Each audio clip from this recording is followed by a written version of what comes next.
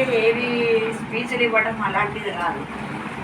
ముఖ్యంగా దైవాన్ని గురించి చెప్పాలంటే పరోపకారం చేయడమే పెద్ద దైవంతో సమానం అనుకున్నాడు.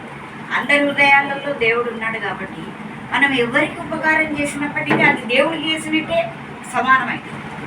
కాబట్టి మనం సదా మనోవాక్కాయ కర్మలతో అంటే మనసుతో కూడా ఇతరులను ఎప్పుడు వాళ్ళకు చెడు కావాలని కోరుకోకూడదు, వాళ్ళకి ఎప్పుడు మంచి జరగాలని కోరుకోవాలి. మనసులో అనుకోవాలి, అలాగే వీధికి మాటలలో కూడా అదే వ్యక్తం కావాలి. ఎందుకంటే ఎప్పటికీ వాళ్ళకు మంచి మాటలేనే చెప్తూ ఉండాలి. మనం చెడు మాటలు చెప్పి వాళ్ళకు బాధ కలిగించేటట్టుగా ఎప్పుడూ ఉండకూడదు.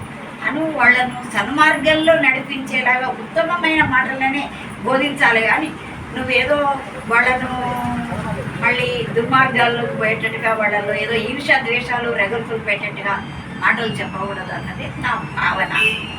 సేవ అన్నది చేయాలి, చేస్తేనే మరి అందరూ మానవ సేవయే మాధవ సేవ అయితే మానవులకు అందరికీ చేయాలి. పశుపక్షాదులకు అన్నిటినీ కూడా మనము జంతువుజాలను అన్నింటినీ కూడా మంచి సమదృష్టితో అన్నీ మన వల్లనే అవి కూడా సుఖంగా ఉండాలని చెప్పి కోరుకోవాలి. అది భగవంతుని వాక్కు, అదే మనం ఆచరించాలి. ఇంతకంటే ఎక్కువ నేనేం చెప్పలేదు. విద్యార్థి